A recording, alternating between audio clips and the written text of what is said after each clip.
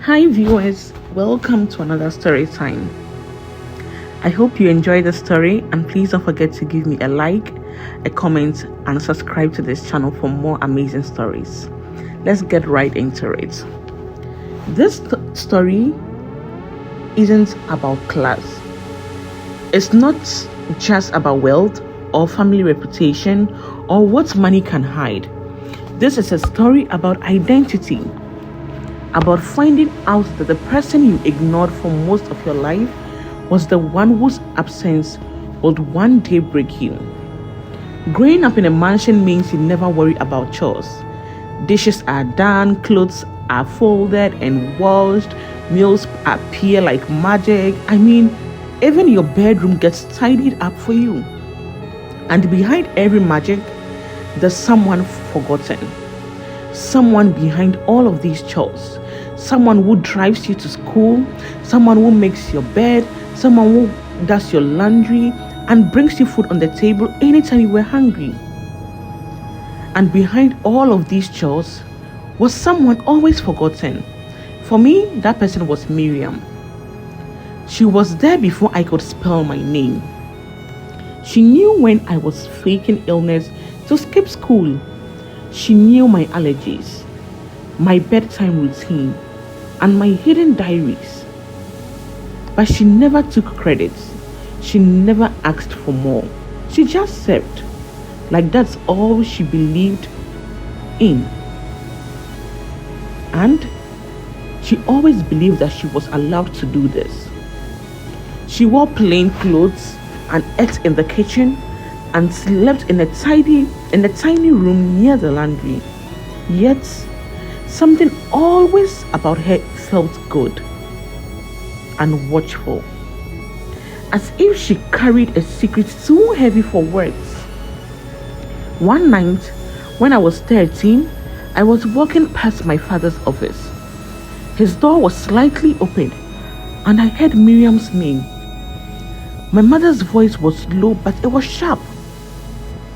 "You said she would stay invisible. You promised that." And my father replied, "She is invisible.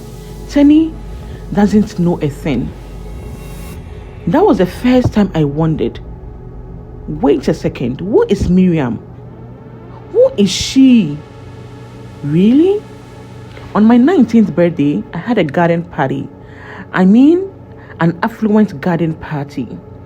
Influencers, classmates, photographers, bloggers, everyone showed up. Everyone except Miriam. I asked one of the other staff where she was. They said she was sent away for the weekend.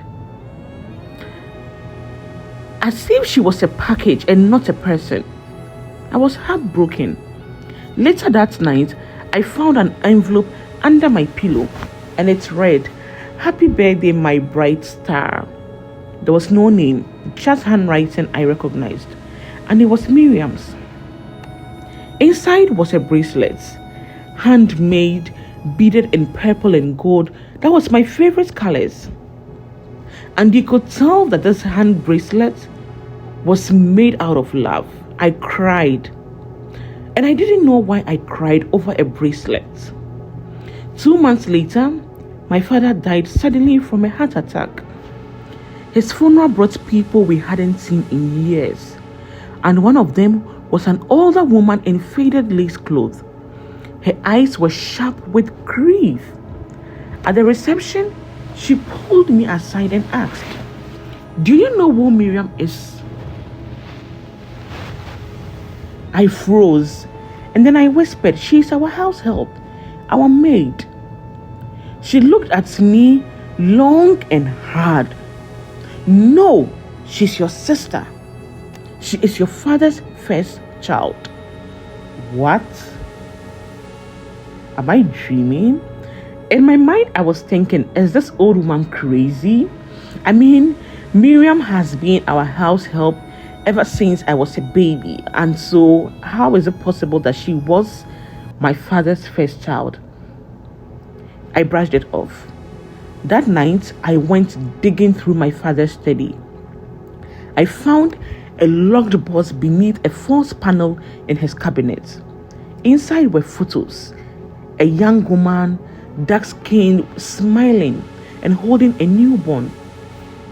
And my father was beside her. And a birth certificate.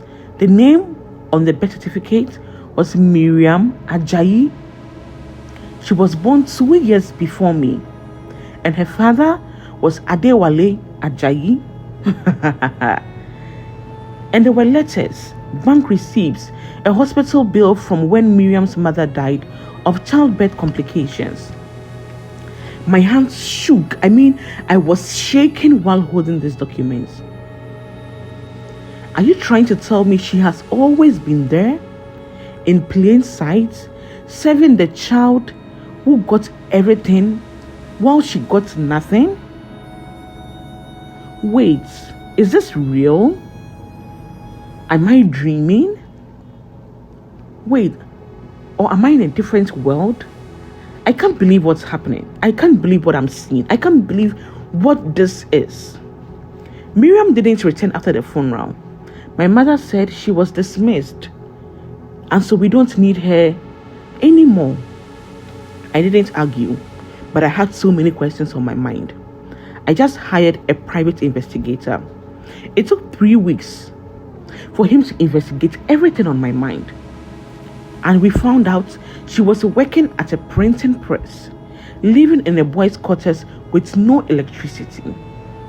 When I showed up, she refused to look at me. I didn't want you to find out this way, she said to me. And I asked, why didn't you ever tell me? Her eyes brimmed with tears. Because I loved you too much to ruin your world. And because I never really belonged in mine. I was so sad hearing these words from Miriam. I was just so sad.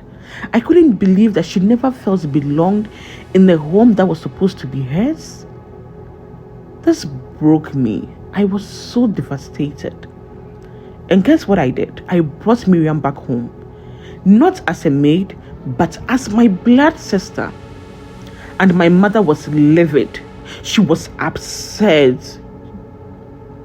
"You will not disgrace this family," she hissed. And I replied, Then you shouldn't have built it on a lie.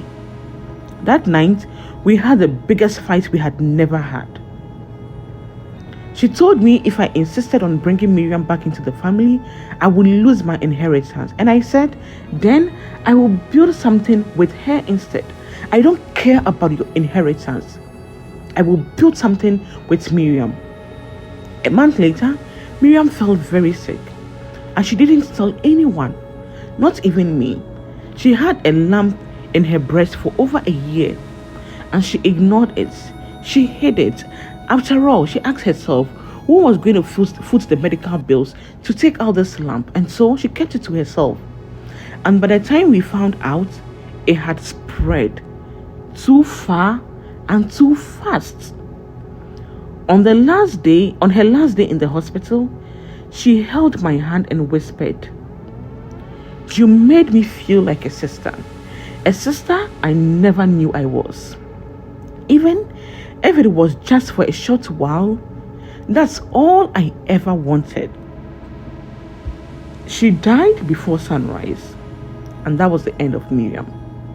At the memorial, I read a letter she would have written.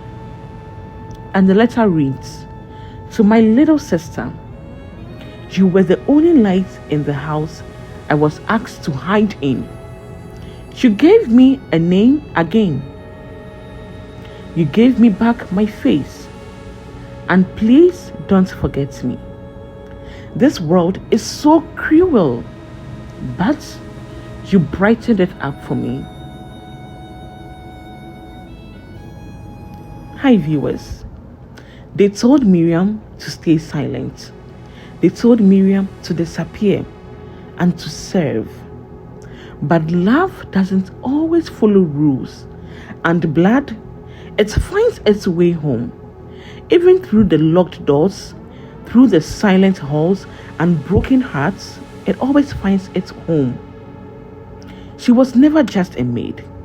She was a sister I never knew I was praying for. Viewers, I know this story is heartbreaking, but then there is something to learn from the story. You may never know what your kindness means to someone. And in this case, Tenji didn't even know Miriam was her blood sister until she found out later. And in the midst of this, she showed her love, she showed her kindness, and later on she found that it was her sister. She didn't have regrets. Please stay kind to people out there. Please love people.